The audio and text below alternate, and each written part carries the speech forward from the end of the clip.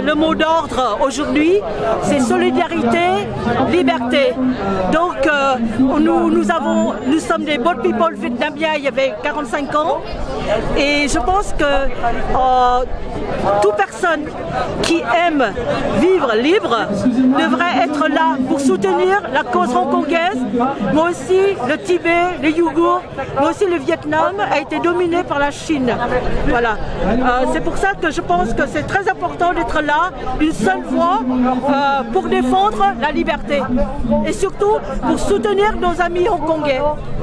On fait la manifestation pour dire au monde entier que les habitants de Hong Kong sont en train de subir la pression chinoise. On a de moins en moins de liberté, on n'a plus le droit de parler, de critiquer le gouvernement ou quoi que ce soit. Les gens sont arrêtés avec des accusations sommaires, sans vraiment procès, sans preuve. Ça devient de plus en plus dangereux de dire ce qu'on pense. Donc c'est pour ça qu'on aimerait bien attirer l'attention du monde entier, les différents gouvernements, pour qu'ils voient bien ce que la Chine est en train de faire aux habitants de Hong Kong. Oui. Alors c'est un événement très important pour Taïwanais et Hongkongais. Parce que nous sommes face à la menace du gouvernement chinois, du dictateur chinois, et surtout cette loi de sécurité nationale qui est déjà passée récemment. Donc c'est vraiment une menace pour les Taïwanais et les Hongkongais. Parce que dans cette loi, il y a, comment dire, il y a un article qui dit qu'en fait n'importe où les gouvernements chinois peut attraper tous les Taïwanais ou les Hongkongais, tous les dissidents qui ne sont pas accordés avec la décision du gouvernement chinois. Donc c'est très important pour participer à cet événement ici, pour soutenir la liberté, la démocratie et aussi l'égalité proclamée par les Africains aussi, par les Hongkongais et par les Taïwanais. Juste pendant une manif pacifique. Et les gens se font arrêter, tapasser, et il y en a qui disparaissent après, on n'a plus de nouvelles, on est très inquiets. Ce que j'ai peur le plus, c'est la collaboration implicite entre le gouvernement, par exemple, des pays européens et le gouvernement chinois. À cause peut-être l'échange économique, la raison financière, tout ça. Voilà. Donc c'est la peur que les Hongkongais et les Taïwanais ressentent plus. Voilà.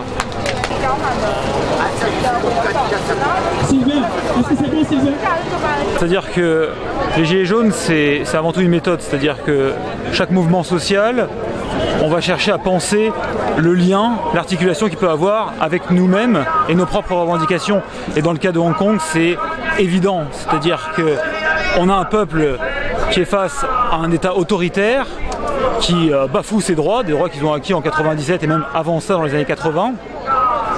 Et ça nous renvoie tout à fait à ce que nous on peut rencontrer en France, c'est-à-dire qu'une 5e République dont le contrat social ne tient plus que par le bâton et qui, on l'a vu au cours de ces 2 dernières années, vont nous réprimer systématiquement dès lors qu'on montrera des velléités d'émancipation.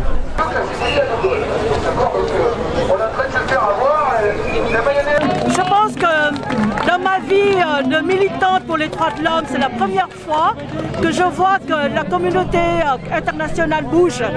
C'est-à-dire que l'Australie a pris position pour Hong Kong, l'Angleterre, Londres a pris position pour Hong Kong, les États-Unis aussi. Nous attendons beaucoup de l'Union européenne. voilà, qu'elle prenne une position forte et ferme face à la Chine. Mais je vois que ça bouge un petit peu. Le gouvernement chinois,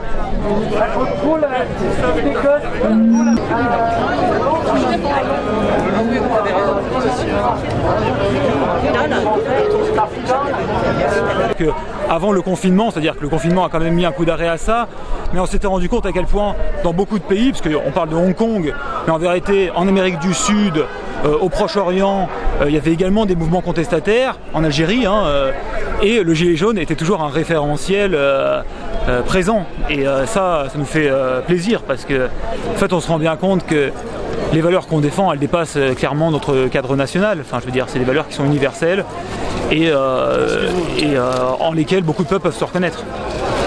L'impérialisme en général, et c'est-à-dire que Hong Kong, Taïwan, c'était à l'époque des comptoirs européens, et donc ça a été fondé avec l'impérialisme occidental aussi.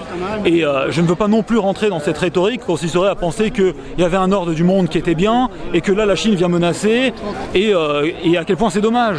Enfin, je veux dire, dans tous les cas, ce qui est condamnable et ce qui nous mène vers le gouffre, c'est cet ordre mondial, mais qui n'est pas simplement le fait des Chinois, qui est aussi le fait des Américains et des Français via l'OTAN. Et c'est ça qu'on combat nous aujourd'hui. Et après, pour répondre à votre question, moi je suis quand même aussi entièrement d'accord. C'est-à-dire qu'il risque d'avoir une tache d'huile avec Taïwan, tout ça, mais j'ai envie de dire c'est déjà le cas. Et puis j'ai envie de dire, les Américains sont également en mer de Chine en ce moment. Donc c'est bien l'impérialisme en général, plus que l'impérialisme chinois, qui pose problème et que nous devons combattre. Donc il faut avoir une vision très systémique de ça et montrer qu'est-ce qui en est à l'origine. C'est le capitalisme, c'est la concentration des richesses dans les mains de quelques-uns qui conduit à aller se les accaparer aux quatre coins de la planète et à se faire la guerre pour conquérir des marchés et des secteurs stratégiques en ressources.